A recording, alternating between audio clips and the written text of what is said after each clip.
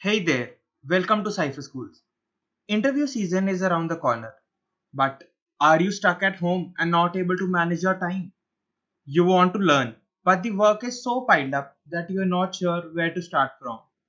Or are you nervous about getting through the interview of your favorite company? Don't worry, we are here for you with this very crisp and to the point interview preparation course to prepare all that is required for the $1 million interview you always wanted to crack. I am Sehajpreet Singh and I'll be the instructor for data structures and algorithms in this course. The agenda for this video is pretty simple.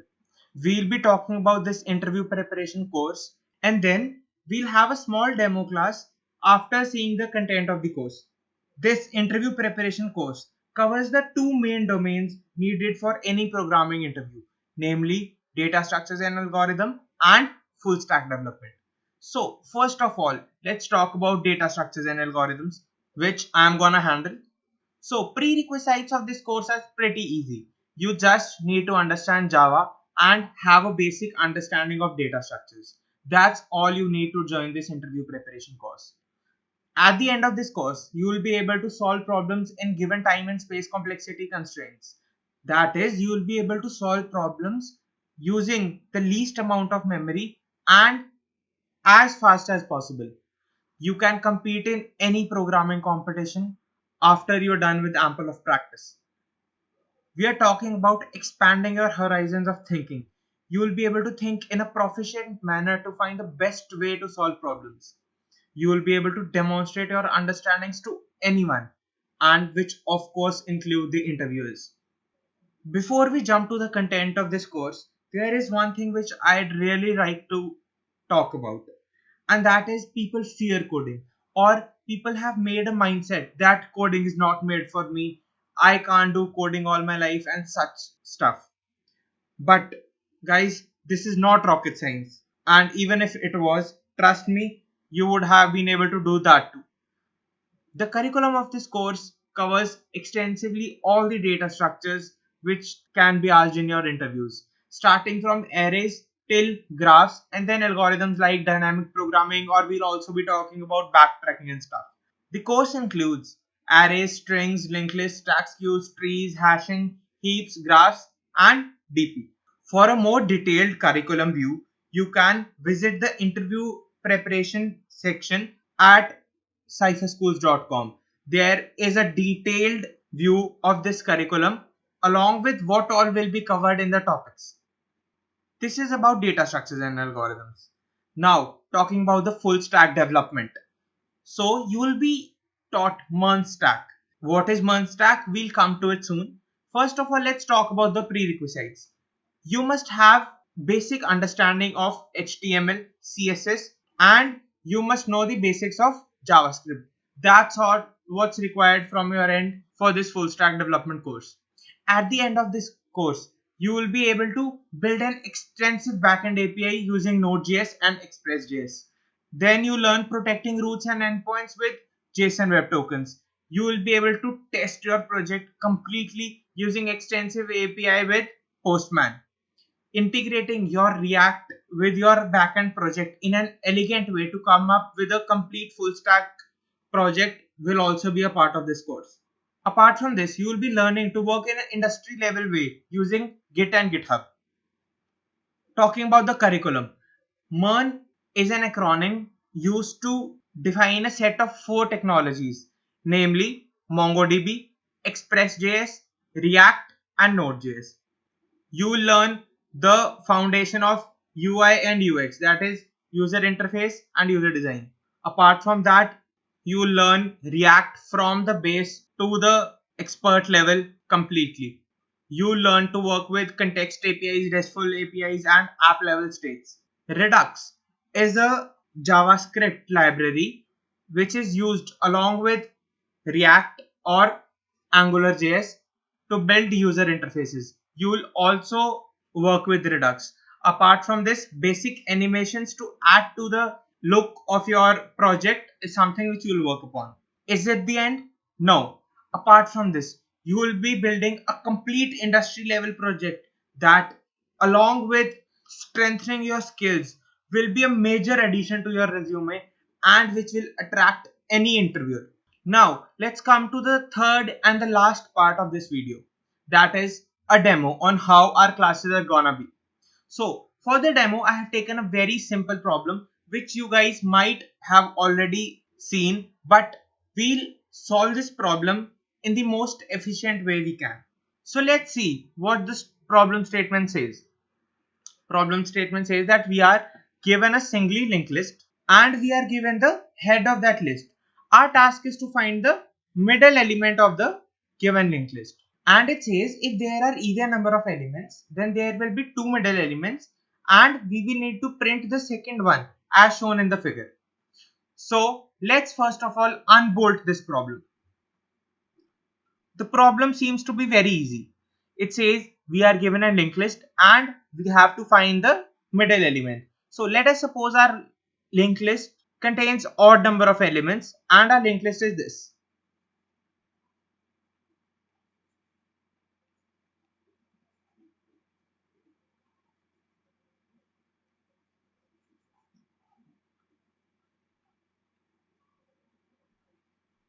Now think of a solution. What comes to your mind when you see this problem?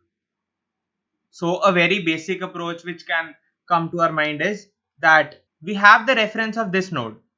So we can count the total number of nodes in our first traversal and in the next traversal we'll print the middle element. So what we are saying is we'll keep our count as 0 and we'll start traversing. As we traverse through the nodes, we'll increase this counter. So 1, as we come to the second node, this count becomes 2. As we come to the third node, this becomes 3, 4 and 5. So we come to know that we have 5 nodes in our linked list. And now in the next traversal, we can simply print the 5 by 2, that is the second node from the head. So if we are here, we can print the second node from the head. The first node from the head will be 2 and the second node from the head will be 1. So we can simply print 1. This was our first scenario where we had odd number of nodes. Now let us suppose we have even number of nodes. We have 5, 2, 1,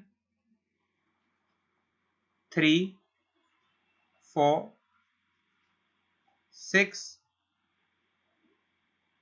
and none. Now let us see if our logic still works. We'll have a counter and as we count it will give us 1, 2, 3, 4, 5 and 6. So it will give us a count of 6 and when we print half of this length, we'll print the third node from the head. So this was the head. Third node from the head is, this is the first node from the head, this is second node from the head, this is the third node from the head. So we'll print 3 and this is exactly what we required. So our logic is completely correct. Now let us review our logic. What is the time taken in our method which we are talking about? First of all, in our first traversal, we are counting the length of the elements, and in the second traversal, we are going to the middle element and we are printing it. So let us suppose if we have n elements,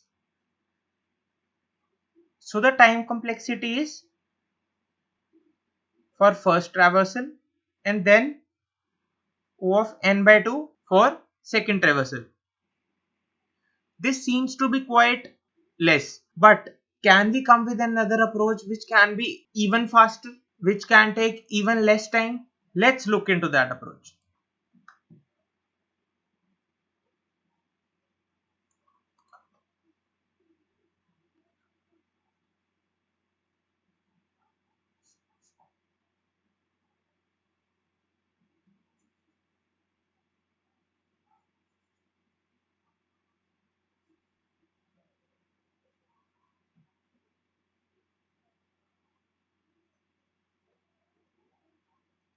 Let's consider the first case, odd number of elements.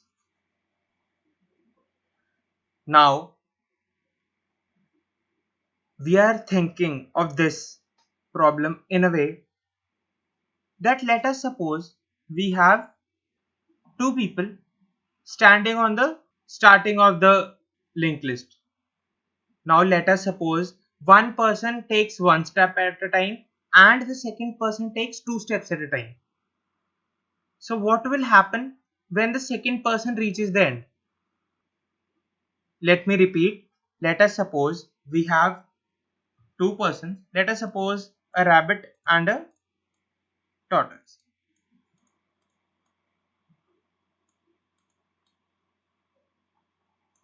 The rabbit takes two steps at a time and the tortoise takes one step at a time. Both of them are at the head.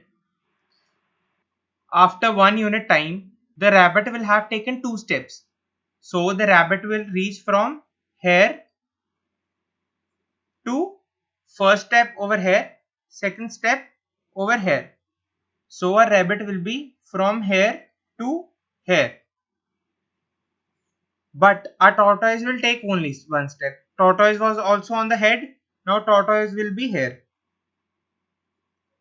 Tortoise will be here. Rabbit will be here. Now in the next iteration, in the next unit time, the rabbit will reach 4. That is the end of the list. And the tortoise will be here. So now one thing we've observed, that when the rabbit reaches to the end, the tortoise will always be in the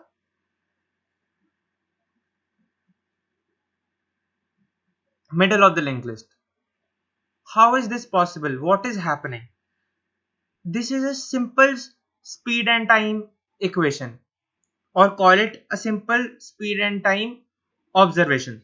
We are saying, let us suppose we have a distance x, or let's say 10 kilometers, and we have two cars A and B. A can move at 10 km per hour and B can move at 5 km per hour. They both start at the same time. A and B start from the same position at the same time, from here. Now after 1 hour, that is when A will have completed its journey, A will be here. Where will B be? In 1 hour, A can take 10 kilometers and B will go 5 kilometers. So B will be here. What is this? This is the middle of the distance. How come? This is simply because A is traveling with double speed. So when A will reach the end, B will be in the middle. And this is exactly the logic which we are trying to use in our linked list question. Now, for odd number of cases, this is working. Let us see for even number of cases. Does this work for even number of cases as well? So let us take the second case when we have even number of elements in our linked list. Let the linked list be 5.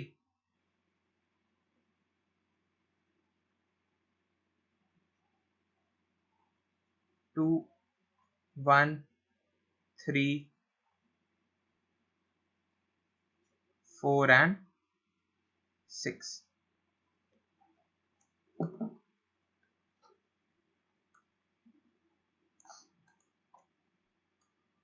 Let's again take our rabbit and a tortoise. Rabbit will run at 2x speed and the tortoise will run at x speed, which simply means the rabbit will take 2 steps at a time and the tortoise will take 1 step at a time. So initially these both are here. After the first iteration, this rabbit will be here and the tortoise will be here. After the second iteration, the rabbit will be here and the tortoise will be here. In the third iteration, the rabbit will become null and the tortoise will be here. So in this scenario also, when the rabbit reaches the end, the tortoise is at the middle. So we can simply say that this method works. But is this method more efficient than the earlier method? Let's compare. In the earlier method, we were traversing for one single time, and then we were traversing the whole distance half a time more. But in this scenario, in a single traversal, we are able to solve our problem. And even we are, because we are taking two steps at a time, so this is simply O of n by 2, and hence this is more efficient. One thing about coding which will make it pretty easy for you and you will start loving coding is that you don't have to think you are coding. You just have to think you are solving a problem. First of all, you will make the solution of the problem, and after that, you will tell this machine to do whatever you've thought of. So as of now, we have thought the logic. We know what we have to do. We have to take two references at the starting. One reference will move two steps at a time. The other reference will move single step at a time. And when the faster reference reaches the end, at that time, the middle reference will give us the answer. That's it. We know the logic. We have to tell the machine to solve this for us. And how we communicate with this machine is we write the code and the machine understands it. So let's code this. I've already created a class where I have a linked list. Let's go through this code once. We have a class node. Our node has a data and the next element which will store the reference to the next node. We have a linked list class which has a node head as the head of this linked list. And then we have a method insert at end which will insert new nodes at the end. This is simply to create our linked list. In the main function, we have created an object of this linked list class, and after that we have created a linked list which is 5, 2, 1, 3 and 4. So it is odd length linked list which we took in our example 5, 2, 1, 3, 4. What answer we expect is 1. What we have to do is we have to implement this middle element function which will return int. What do we mean by int? Nothing but the data of the middle element. We have to return the data of the middle element. So before we start implementing our logic, let's call this method obj.middleElement. Let's print this.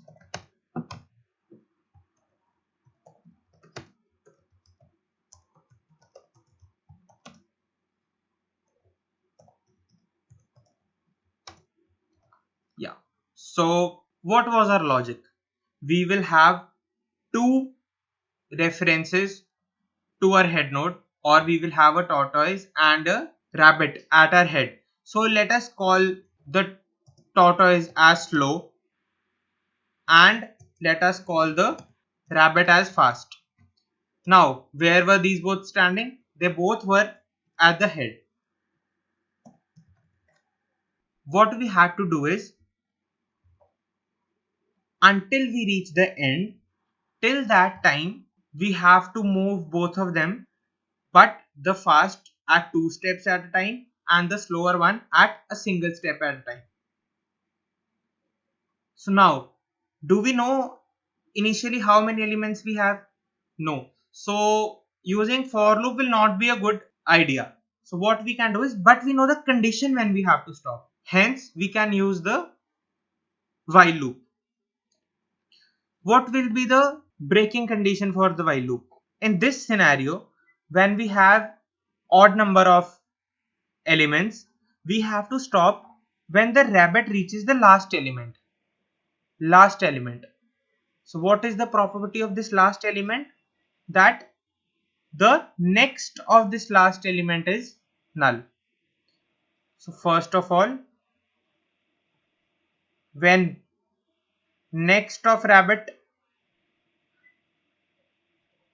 is null, and in the second scenario, it is when the rabbit itself becomes null.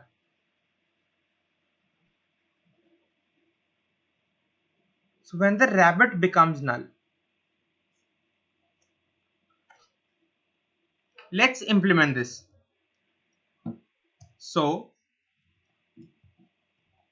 we have to keep working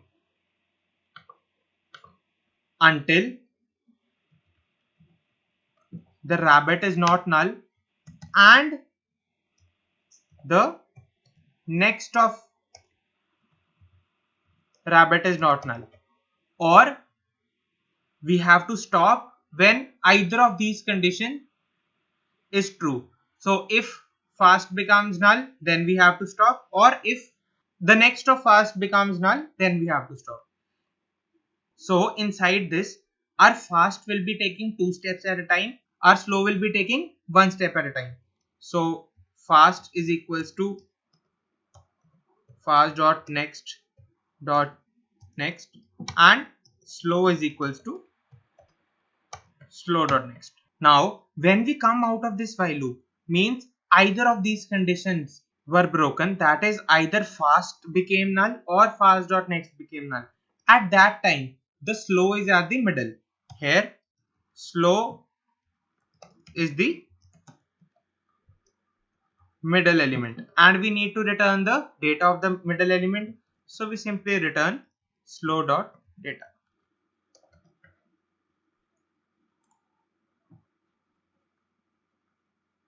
Let's run it and see if we get the correct output. What we are expecting is 1. So the middle element is 1. Our code is working completely fine. Let's consider the second case, that is even number of elements.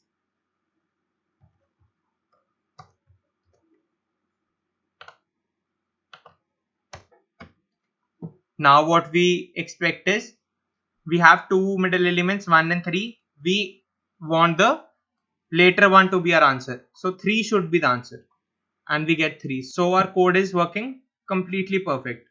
But are we done?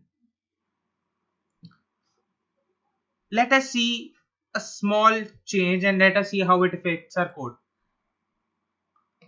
What if we would have put this equation first and this one later? Let's run our code and check it. In this scenario, it shows us an error. But what happened? Our conditions are exactly the same. So let's see what happened. When we have even number of elements, the breaking condition which we put first is that the next must not be null. But in this scenario, a rabbit will first itself become null. So in this case, our fast will be null at a point, and in the next iteration, before checking the fast to be null, what we'll be checking is null dot next, which never exists. That is why we are getting a null pointer exception. So what in the case if we write fast not equal to null first, as we had earlier? In this scenario, this AND operator returns us a true only if both these conditions are true. This AND operator is made in such a way that if the first condition is not true, then it will not check for the second equation. So if in the case that fast becomes null, so this condition will not be checked, and hence null dot next will never be checked. It will not be a problem for us. Therefore, writing fast not equal to null earlier and fast dot next not equal to null later is also important. I suppose all of you are clear with the question and the efficient solution. This was a small demo of how our classes are gonna be. Guys, apart from only these two subjects, that is data structures and full stack development, we'll be having multiple mock interviews to extract even the last bit of fear that is there in you regarding interviews. That's it from my end. Stay safe. All the best. See you at Cypher Schools.